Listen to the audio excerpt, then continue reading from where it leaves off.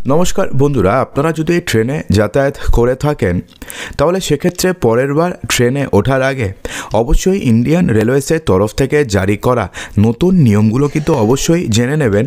অন্যথায় কিন্তু আপনারা যদি এই নিয়ম না জেনে পরের বার ট্রেনে উঠে পড়েন সেক্ষেত্রে কিন্তু আপনাদের বড়সড় জরিমানা করা হতে পারে।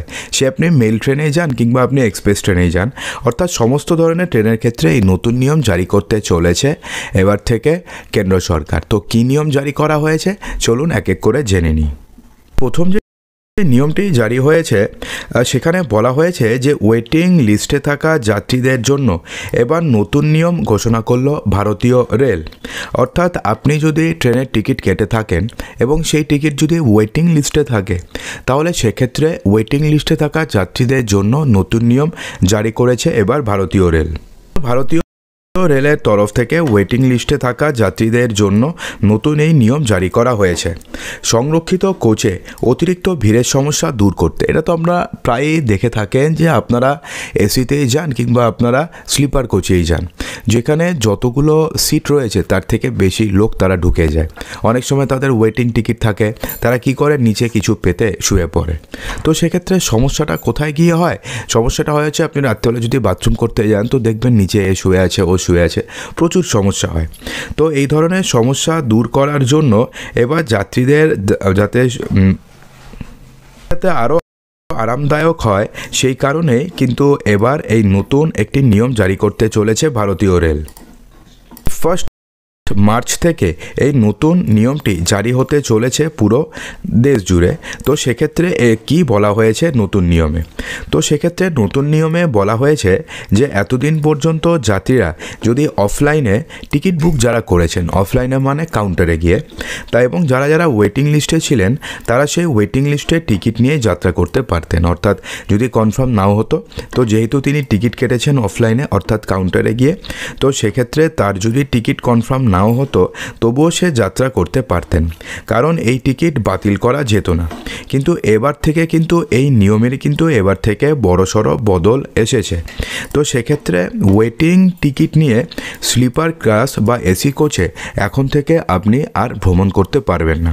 অর্থাৎ আপনাদের যদি ওয়েটিং টিকিট থাকে এবং সেই টিকিট যদি ট্রেন ছাড়ার আগে পর্যন্ত কনফার্ম না হয় তাহলে সেক্ষেত্রে আপনি সেই টিকিট দিয়ে আর স্লিপার ক্লাসেই হোক কিংবা এসি ক্লাসেই হোক যেখানে থাকুক আপনি কিন্তু আর যাত্রা করতে পারবেন না, কারণ এইটিকে অবৈধ বলে ঘোষণা করেছে এখন থেকে ভারতীয় রেল। এবং নতুন যে নিয়মটি জারি করা হয়েছে সেই নতুন নিয়ম অনুযায়ী ওয়েটিং লিস্টে থাকা যাত্রীরা শুধুমাত্র জেনারেল কোচেই যাত্রা করতে পারবেন। অর্থাৎ কারোর যদি ওয়েটিং লিস্টে টিকিট থাকে এবং তার যদি স্লিপার ক্লাসেও থাকুক কিংবা তাদের এসি কোচেই থাকুক, সে কিন্তু ওই টিকিট দিয়ে আর স্লিপার কোচে এবার এসি কোচে যেতে পারবেন না, তাকে জেনারেল কোচে যেতে হবে। সে যদি যেতে চায় নেহাতি তাহলে তাকে জেনারেল কোচে যেতে হবে। এবং সেক্ষেত্রে কেউ যদি এই নিয়ম লঙ্ঘন করে তাহলে সেক্ষেত্রে তাকে মোটা টাকা জরিমানা দিতে হবে। ওয়েটিং টিকিট নিয়ে কোনো যাত্রী যদি এসি কোচে যাত্রা করে তাহলে তাকে 440 টাকা পর্যন্ত জরিমানা দিতে হবে। এছাড়া ট্রেনের যে নর্মাল ভাড়া রয়েছে সেটা তো দিতেই হবে, তার সঙ্গে 440 টাকা জরিমানা দিতে হবে।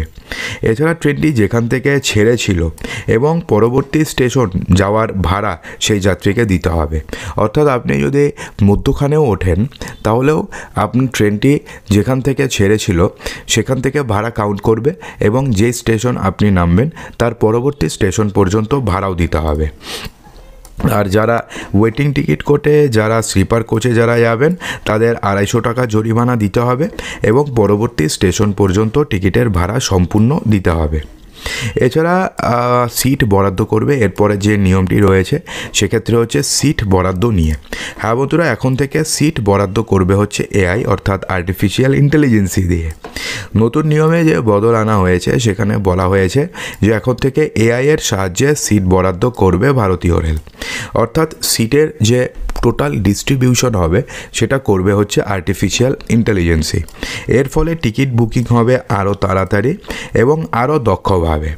এই নতুন ব্যবস্থাটি ওয়েটিং লিস্টের সংখ্যা আরও অনেকটাই কমিয়ে দেবে, অর্থাৎ ওয়েটিং লিস্ট আর এত থাকবে না, এবং যাত্রীদের সামগ্রিক ভ্রমণ অভিজ্ঞতা উন্নত করবে বলে আশা করা হচ্ছে। এটা তো সত্যি যে আপনি রাত্রিবেলা উঠে বাথরুম যাচ্ছেন, গিয়ে দেখছেন যে আপনি যে দিক দিয়ে যাবেন সেখানে লোক শুয়ে আছে, তো সেক্ষেত্রে তো আপনাদের সমস্যা হবে। এছাড়া কিন্তু সিকিউরিটির একটা ব্যাপারও থেকে যায়, অর্থাৎ যে শুয়ে আছে তার আদৌ টিকিট আছে নাকি সে কোনো রবারির জন্য এসেছে সেটাও আপনি বুঝতে পারবেন না। আপনাকে যদি জিজ্ঞেস করেন তাকে বলবে আমার ওয়েটিং টিকিট আছে, তো আপনি তো তার কাছ থেকে টিকিট চাইতে পারবেন না। কিন্তু যদি এই নিয়ম করা হয় যে যাদের টিকিট রয়েছে এবং যারা সিটে বসে আছে কিংবা শুয়ে আছে তারাই শুধুমাত্র যাতায়াত করতে পারবে, তাহলে সেক্ষেত্রে কিন্তু সিকিউরিটির ব্যাপারটাও কিন্তু একটা ভালো ব্যাপার হয়ে যাবে, যে যারা ট্রেনে বসে আছে কিংবা শুয়ে আছে তাদের তো কনফার্ম টিকিট রয়েছে।